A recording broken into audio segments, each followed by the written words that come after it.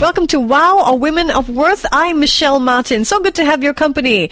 Work-life integration, work-life balance, however you want to phrase it, it's not only important to working mums. Men in Singapore say work-life integration would help them perform better at work. New research associated with TAFEP reveals that more men than women say they would be more productive at work if they had the flexibility to integrate work and personal life. That's 87% of men versus 78% of women in a survey associated with the Employer Alliance, which is now part of TAFEP. From TAFEP, Ms Cynthia Cheong, who is head of TAFEP's Program and Partnership Development, joins us this evening. Hi Cynthia, thanks for being here. Hi, Michelle. Thank you very much for having us. Can't wait to find out more about your terrific survey, which sheds so much light on the main core of TAFEP's work. And, has there been more acceptance or understanding of this idea of work-life balance in your experience? Well, the survey was very encouraging in its results because we found that 85% of the companies surveyed had at least one form of flexible work arrangement. Although in total, the most common flexible arrangements were flexi time, were staggered start and end hours, some telework, and we see that telework is also gaining some prominence amongst companies today. Fantastic. Also joining us in the studio, Managing Director of ROI Strategy, Angela Sim. Now, ROI Strategy Consultants Private Limited is sort of a champion of TAFEP, or TAFEP champions them. Tell me a little bit about the link before we say hello to Angela Sim, who is Managing Director of ROI Strategy. Cynthia, tell me a little bit about why ROI has got so many gold stars from TAFEP. The Employer Alliance, which is a network of work-life advocates and companies who have got a lot of work-life practices in their organizations, has a lot of stories about companies with work-life practices. And we find that most common amongst these companies are that they have a lot of business benefits. A lot of it centers around getting people back into the workforce, like women, getting older workers, keeping the talent as well in the workforce. And I think companies like ROI, for instance, have seen the benefits of how they can use flex to keep their talent. So we say welcome now to Managing Director of ROI Strategy, Angela Sim. Angela, was it about the benefits that we're talking about, the business benefits that led to a setup where 50% of your workforce works from home, or has it always been part of the company culture to think about flexibility for your employees? Hi, Michelle. Definitely, when we first started the business, I've always had the mentality that work should be objective-driven rather than process-driven. And in the organizations that I worked for, all of them were SMEs. The bosses were kind ROI enough, is an SME as well. SME as well. So I learned from my bosses. Great. Yeah, thanks to them. And they allowed me a lot of flexibility, and I really enjoyed my work. And obviously, when I started this company, at that point in time, I started it when I was about 30 years old, and I had friends who were distracted at work, who were not really happy with the way things were going, and they all wished that they could spend a few more hours with their family or work from home, or at least have a bit of flexibility in their choice. Yeah. Let's head to the survey. Cynthia, tell us a little bit about how unique the survey is. First of all, the survey looks at work-life integration and not work-life balance. Now, how is this survey different from past work-life surveys? I think this survey actually looks at the depth of work-life integration, how it affects companies, how it affects employees. So we interviewed 1,000 employees and 500 employers to find out also what gaps there were between expectations of employees and what employees actually provide, the attitudes and perceptions towards work-life. And were there significant gaps that stood out for you? Let's take a look at some of the findings. 82% of Singaporean employees polled felt that they're generally in control of their work-life arrangement. That's a significantly high number. Yes, and actually when we looked at the survey, one of the findings of the survey was that because so many employers these days are actually giving some form of flexibility, it does help employees manage their life and work needs a lot better. Now, of course, the finding that stood out for me was this one. 87% of men saying they would be more productive at work if they had the flexibility to integrate work and personal life versus 78% of women. So we're hearing men's voices in an area traditionally framed as a woman's issue, work-life balance. Was this significant, a finding in your opinion? Yes, the gender finding in this survey was one of the many surprises that we found, but I think at the same time it is not so surprising because given that life and work needs have become very much more complex these days, I think everybody feels a bit of the pressure.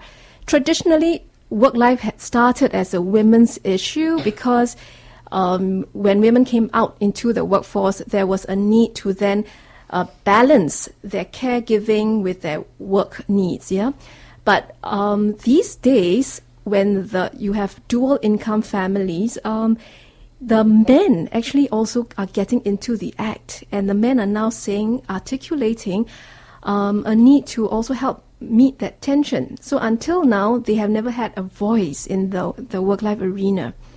Now, we don't really know whether these 87% of men are saying that they want work and personal life integration because they are dads and they don't want to miss the recital or they don't want to miss sports day, or whether or not they're men who just don't want to miss out on the golf game because they're single, but they too realize that a life outside work is important to them, right? So we don't quite know about what sort of work-life integration specifically these men are asking for. Well, that's true, but there was another finding that we had which said that 44% of working fathers with young children were the least likely to agree that they could have the flexibility to integrate their work and life needs. There were also findings in the survey that pointed to their reluctance to actually articulate this need. For example, because they feared that there might be a negative impact on their career, for example. And this is men, yes, articulating this fear of asking for more flexibility.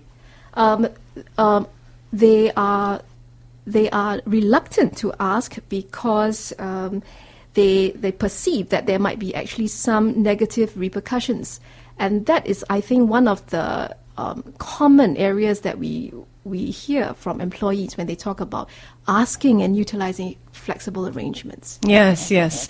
Do you see this at the workplace? This maybe not your current workplace because you seem to have designed everyone comes it. up to me and say, Angela, can I take 2 hours off and then can I come in later? And I'm like, it's challenging because you have to customize the program for every one of them. Yeah. Everyone has a different need. I mean, we have 16 people, but every person has a slightly different need. What do you say to people listening in thinking, well, Angela of ROI Strategy can offer such flexible work-life arrangements because she is a company of 16. She is small.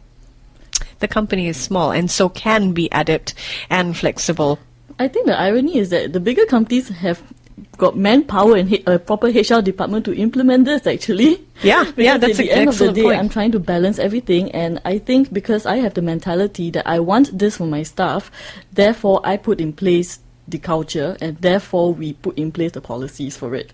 But it's not easy for us to create policies. Yeah. Because obviously we're a small SME, so we don't have a full-time admin department to do all this. So where does the onus fall on? It falls on the rest of the staff who believe in it, that they put in the extra time to do something like that. Do you think when it comes to companies who want to set in place working cultures that support work-life balance, it starts with the leadership? Because we just heard about this reluctance of people stepping forward saying, I need some time off, because they fear that they're going to be seen as someone whose career has been put in the back seat because they're now new dads or new moms. They fear blacklisting, but then again, I think that's Asian culture. We don't speak up often enough. Okay, that's interesting. A view on that it's partly to do with our fear of speaking up. Fear of speaking up. But I think, it has something to do with the tone that leadership sets as well. You seem to have set a tone where you trust your staff. Yes, definitely. I think in a lot of policies that come into play, the leadership does have to take a step and decide that this is what they want.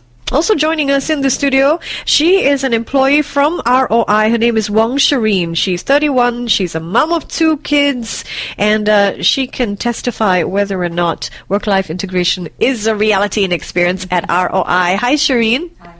So you tell me that you're a writer and you spend a lot of time with your kids while you're at work, right? Yeah. Well, one goes to school, and then the rest of the day I work from home with the toddler at my feet.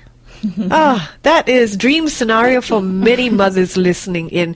Tell us about what influenced your decision whether to head back to work and why you chose ROI as your place of employment. I guess I wanted my kids to not feel like the entire world was revolving around them. I wanted them to know that there's something that you can do with life, and it's really interesting. Why I chose ROI? Because Angela was just saying, she's got policies in place. She's got these practices. And is that something you checked out before you joined the company, whether or not it would fit your schedule as a mom? I think it helped that my advertisement said work from home. No, but we did have a chat before I got employed.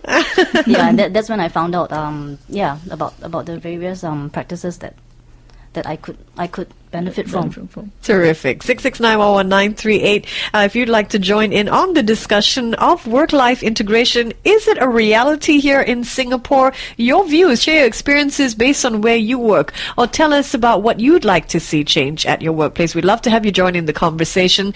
Wow Club continues after this. Add to your wow factor with Michelle Martin in the Wow Club on 938 Live.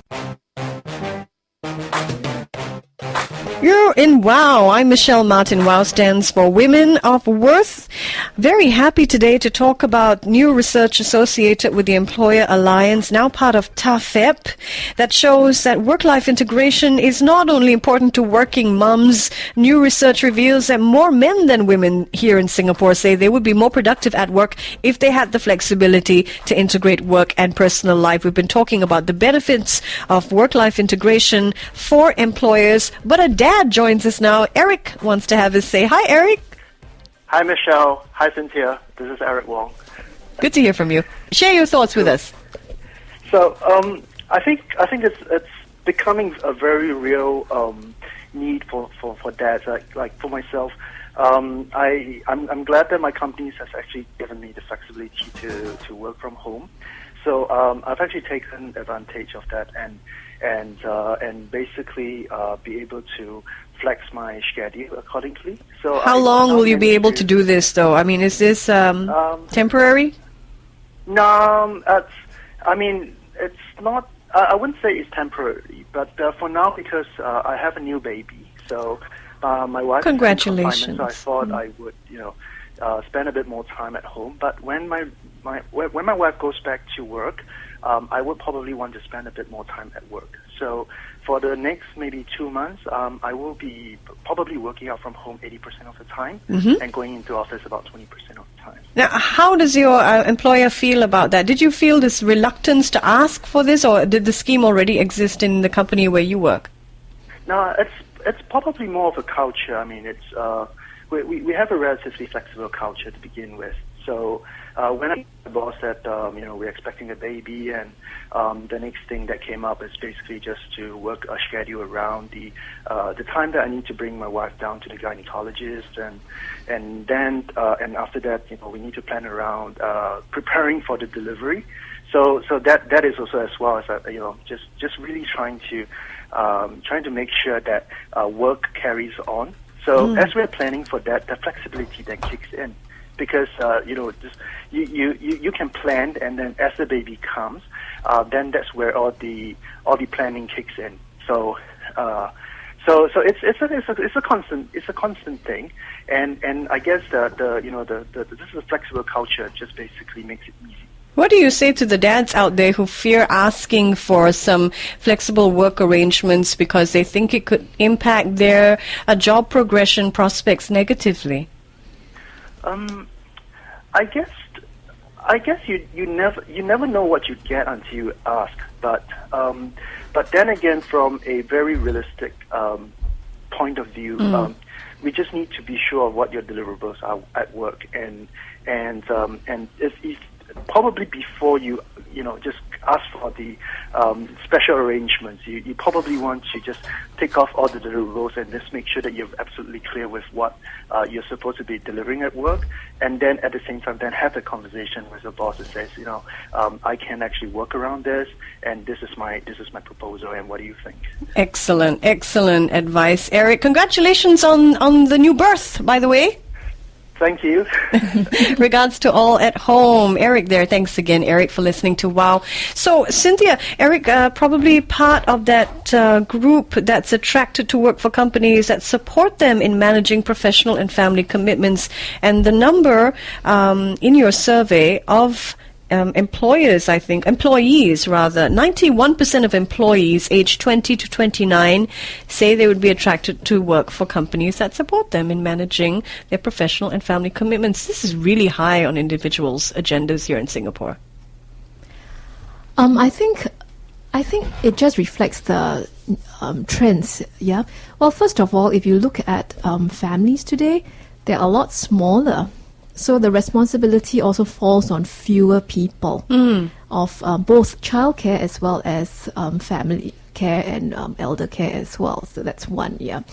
The younger generation are, they have higher aspirations these days, and they want to actually do further their studies. They actually have a lot more ambitions outside work as well. Yep. So the options open to them are far more vast than they were maybe a generation ago, for example.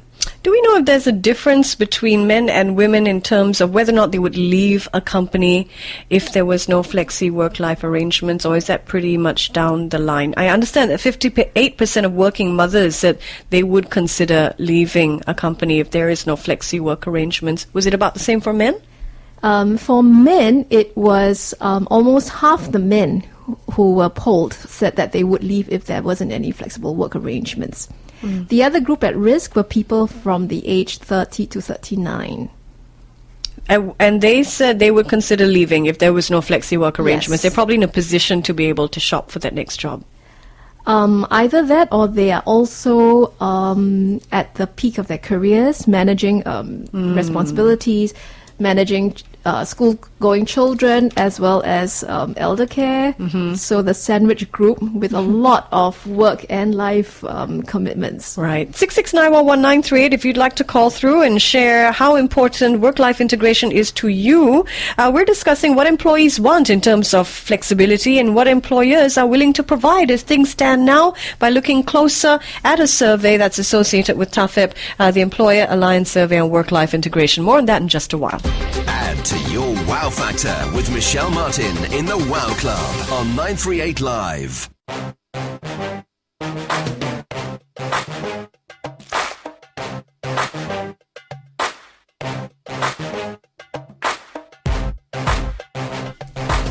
Welcome to WOW, Women of Worth. I'm Michelle Martin. 3 women with me in the studio. Ms Cynthia Cheong is head of TAFEP's Program and Partnership Development, Managing Director of ROI Strategy, Angela Sim, and from ROI, she's a writer there, Wong Shireen. Welcome, ladies. Back to WOW. We're talking about work-life integration. How optimistic are you that work-life integration will continue to gain traction here, Cynthia? Well, I think if anything, we were very heartened by the results of the survey. I think 85% of the companies, and a lot of these are small companies, mind you, who are actually getting into the flexible work arrangements arena as well. So that's quite heartening. We think that it will continue to grow in this area. What needs to be put in place is probably some of the policies, some of the practices to make it more sustainable and to make it applicable across the company. Okay, let's head to the woman who speaks for ROI.